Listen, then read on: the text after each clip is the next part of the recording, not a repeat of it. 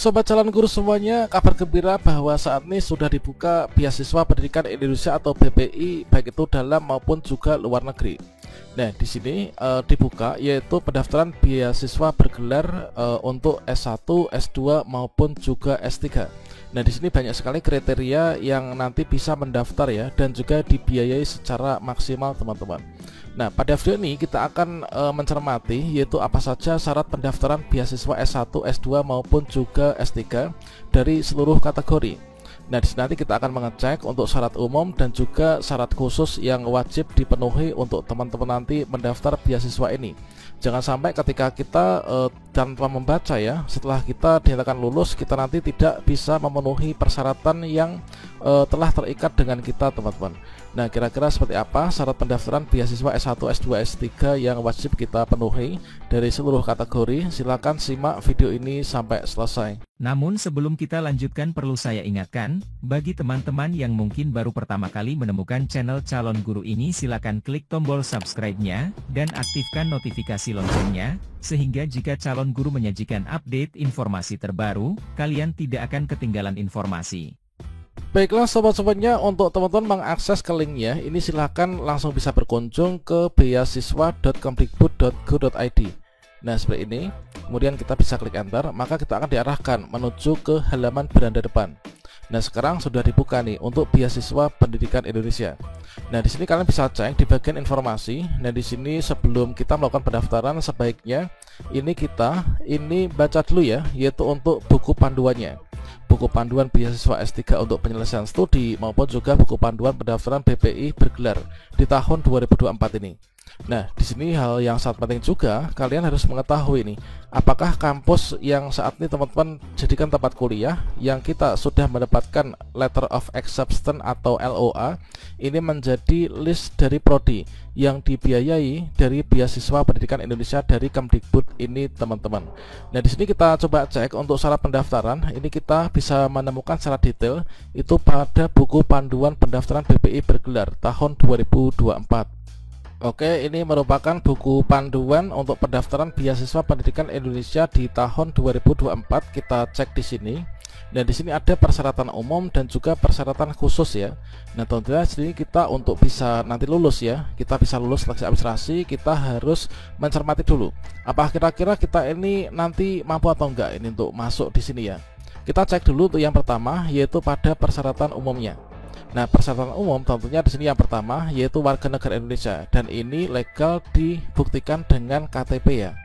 Kemudian di sini kita telah diterima pada perguruan tinggi dalam negeri atau luar negeri sesuai dengan skema, tentunya dibuktikan dengan LOA unconditional ya. Artinya di sini kita sudah mendapatkan LOA. Bila nanti kita bisa mendaftar nih. Dikarenakan nanti diperlukan upload ya, upload bukti dalam bentuk LOA unconditional. Kemudian untuk teman-teman yang di sini pendaftar program beasiswa untuk jenjang D4 ataupun juga S1, ini wajib menyelesaikan dulu sekolahnya, yaitu baik itu di SMA maupun juga SMK sederajat. Nah, di sini dan telah memiliki ijazah, surat keterangan lulus, serta rapot atau transkrip ya dari sekolahnya, teman-teman.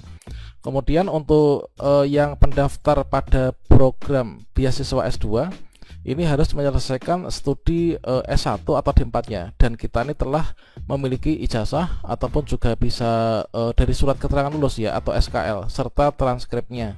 Sedangkan untuk yang S3 pun ini juga harus setelah menyelesaikan ya untuk program S2-nya, dan ini kita telah memiliki ijazah ataupun juga SKL. Kemudian untuk pendaftar program doktor, ini dari program magister, kalau misalkan kita itu penelitian ya tanpa IPK, ini wajib melampirkan surat keterangan ini. Nah, ini selanjutnya pendaftar dengan tujuan perguruan tinggi luar negeri. Nah, untuk luar negeri ini memiliki kemampuan bahasa asing, ini dibuktikan dengan sertifikat kemampuan bahasa Inggris ya.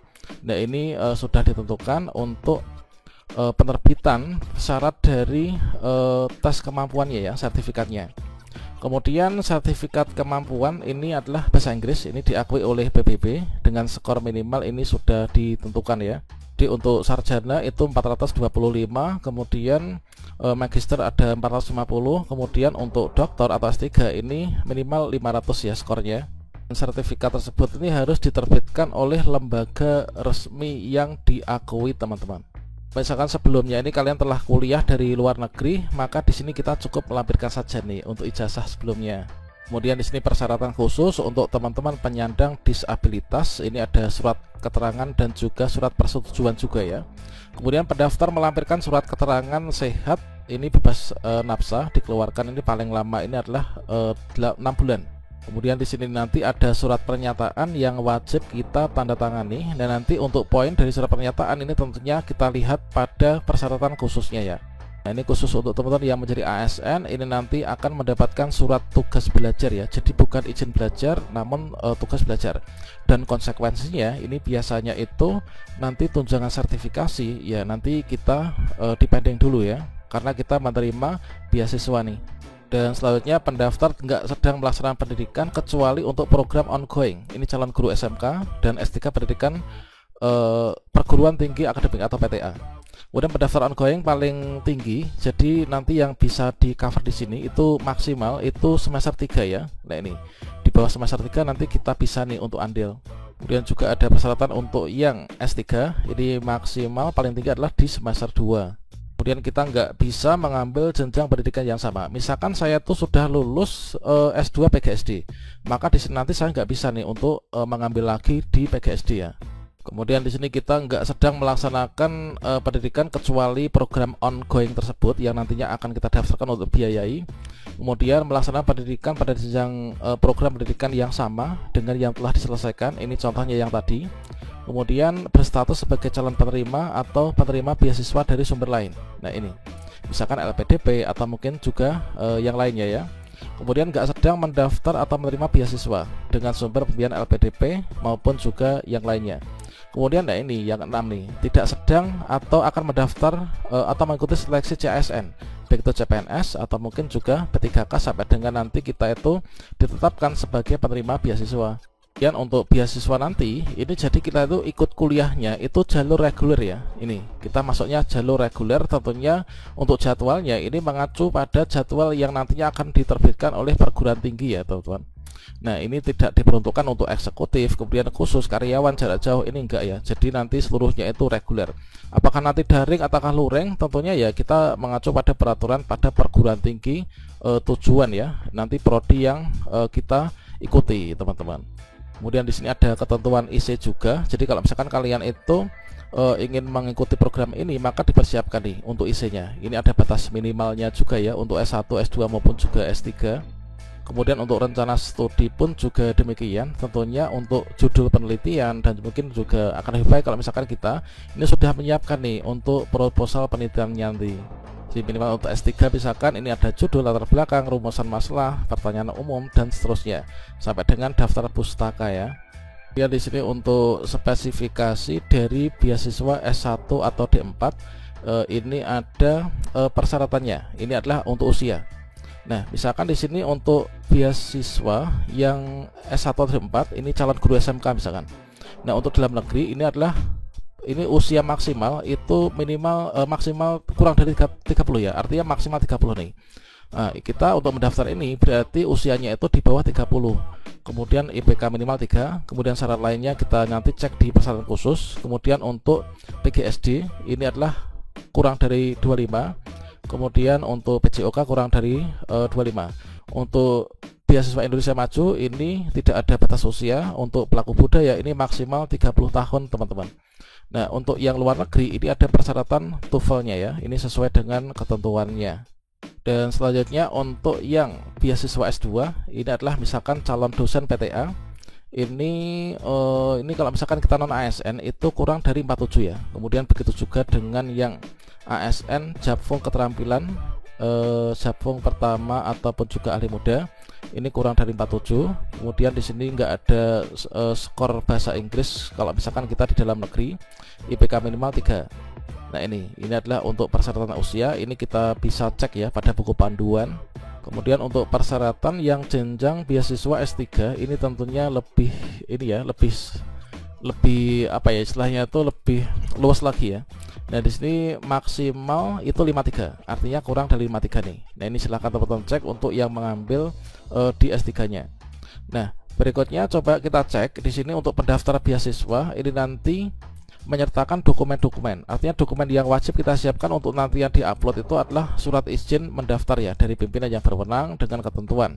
Nah ini silakan teman-teman nanti bisa dicek disesuaikan dengan kondisi masing-masing. Nah selanjutnya kita cek nih untuk yang persyaratan khususnya ya. Dan di sini kita mulai yaitu dari yang misalkan untuk yang S1. Nah untuk persyaratan kalau misalkan kita ingin mendaftar yang beasiswa S1 supaya kita bisa tercover pembiayaannya itu seperti apa. Misalkan kita mulai dari S1 atau D4 atau S1 calon guru SMK. Nah kalau misalkan teman-teman ini menjadi calon guru SMK, maka usianya ini yaitu kurang dari 30 ya. Kemudian kita itu merupakan mahasiswa baru bisa, atau mungkin juga ongoing ya, paling tinggi pada semester 3. Kalau misalkan teman-teman saat ini masuk di semester 2 misalkan, ini silahkan dicoba saja ya pada semester ini. Nah IPK-nya ini adalah terakhir misalkan di semester 2 itu IPK saya 3.0 nih, saya bisa mendaftar. Nah, kemudian dibuktikan dengan KHS dan juga KRS semester terakhir. Kemudian kita punya surat rekomendasi dari mana, yaitu dari pejabat pembina kepegawaian bagi yang berstatus sebagai PNS ataupun juga P3K. Misalkan saya sebagai seorang guru SMK nih. Nah, di sini saya harus melampirkan nih, yaitu rekomendasi. Kemudian pimpinan penyelenggara pendidikan bagi yang bukan ASN, misalkan dari yayasan ya, yayasan PGRI misalkan. Kalau misalkan saya mengajar di SMK PGRI.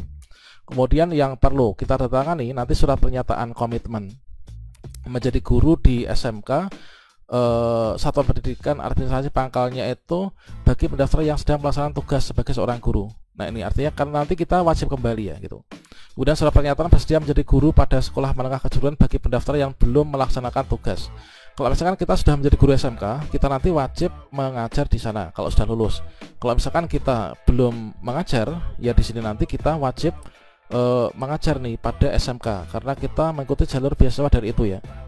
Nah kemudian diterima di lembaga pendidikan tenaga LPTK universitas, ini jurusan sesuai dengan program keahliannya. Yang menjadi sektor prioritas ini adalah sektor hospitality, kemudian ekonomi, kreatif, permesinan, pekerja migran, kemaritiman, pertanian. Nah ini. Nah selanjutnya untuk yang S1 pendidikan guru sekolah dasar atau PGSD, ini persyaratan secara spesifiknya tentunya kita harus mencermati juga ya.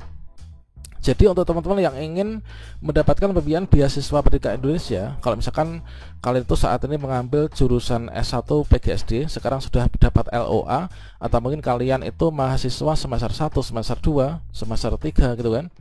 Nah di sini usianya ini wajib belum 25 ya. Kemudian harus ini mahasiswa baru nih. Oh ini adalah mahasiswa baru ya yang dia. Kemudian menandatangani surat pernyataan komitmen setelah lulus nanti bersedia mengikuti PPG Prajabatan. Jadi setelah teman-teman nanti di sini lulus dari pendanaan beasiswa ini, kalian harus ikut PPG Prajabatan nih. Nah, yang mungkin agak perlu dipertimbangkan ini yang bagian B ya. Nah, nanti teman-teman menandatangani surat pernyataan bersedia menjadi guru pada sekolah dasar di wilayah mana? Wilayahnya ini Kalimantan Utara, kemudian Maluku Utara, Sulawesi Barat, kemudian Maluku, kemudian di Kepulauan Bangka Belitung. Jadi kita berpikirkan lagi ya terkait tentang persyaratan khusus ini. Kemudian untuk yang PJOK, ini sepertinya juga sama. Jadi usia maksimal 25, kemudian mahasiswa baru, kemudian surat pernyataan ini setelah lulus nanti ikut PPG Prajabatan wajib. Kemudian kita nanti harus bersedia ditempatkan pada wilayah nih, Riau, Kalimantan Selatan, Bali, Maluku, kemudian juga Sulawesi Tengah ya. Kemudian kalau pelaku budaya nih, usia maksimal 30, kemudian diterima pada prodi ini, yaitu studi pendidikan kepercayaan terhadap Tuhan. Kemudian di Universitas 17 Agustus Semarang ya. Jadi khusus di sini nanti teman-teman. Ini kalau kalian sudah mendapatkan LOA di sini, kalian bisa mencoba ya. Kemudian menyertakan surat rekomendasi dari Ketua Paguyuban Penghayat atau Ketua Majelis Luhur. Kemudian untuk yang D4 atau S1 beasiswa Indonesia Maju. Jadi memiliki surat rekomendasi sebagai calon penerima mahasiswa bergelar ini dari Puspernas bagi peserta BIM program persiapan ya. Atau memiliki sertifikat prestasi ya. Ini 3 tahun terakhir dalam ketentuan prestasinya adalah di sini ajang-ajangnya ini. Nah ini silakan disesuaikan dengan kondisi masing-masing. Nah selanjutnya untuk yang asrama mahasiswa Nusantara nih. telah ditetapkan sebagai penghuni AMN ya oleh pejabat yang berwenang, kemudian memiliki rekomendasi atau diusulkan untuk menerima beasiswa bergelar. Kemudian untuk S1 beasiswa stipendium nih telah ditetapkan sebagai penerima, kemudian diusulkan oleh Direktorat Sumber Daya Dijen Dikristek ya. Kemudian untuk yang S2, nah ini kalian yang mungkin guru honorer ini bisa mencoba ya nanti beasiswa bergelar untuk S2. Nah di sini ada yang calon dosen S2 pendidikan guru, pendidikan perguruan tinggi akademik atau PTA. Jadi ini kalian sudah dosen ya, ini memiliki nomor induk identitas pendidikan dan pangkalan data kementerian atau NUP, NIE dan sebagainya, NUPTK. Punya surat perjanjian kerja atau surat pengangkatan dosen dari perguruan tinggi negeri baru ya. Nah ini khusus ini adalah sepertinya untuk perguruan tinggi negeri baru yang mungkin baru saja berdiri. Ini untuk persyaratan-persyaratannya. Selanjutnya kita cek, ini ada IPK minimal juga ya. Nah selanjutnya untuk calon dosen S2 pendidikan perguruan tinggi vokasi, ini sekolah-sekolah vokasi itu ya. Jadi persyaratannya ini memiliki NIDN atau mungkin juga NUP dan sebagainya. Kemudian berikutnya silahkan dicek teman-teman untuk spesifikasi. Kalau misalkan kita itu yang mendaftarnya apa, maka kita pelajari selain persyaratan umum juga persyaratan khususnya ya, dan juga di usia. Ini untuk S2 di pelaku budaya. Nah kemudian untuk Bapak Ibu guru nih ya, nah ini untuk S2 pendidik dan tenaga kependidikan, ini adalah syaratnya bekerja sebagai pendidik dan tenaga pendidikan pada instansi di bawah binaan Kemdikbudristek. Kalau misalkan di bawah Kemenak gimana? Ya nggak bisa gitu ya. Kalau misalkan kita ngajarnya di SMK swasta, SMP swasta, SD swasta itu bisa. Kalau misalkan di MT, SMI, nah itu belum ya.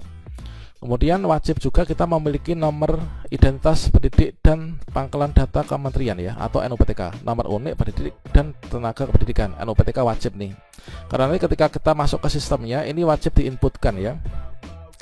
Kemudian kita punya pengalaman mengajar paling sedikit 2 tahun berturut-turut pada satuan pendidikan formal atau non formal.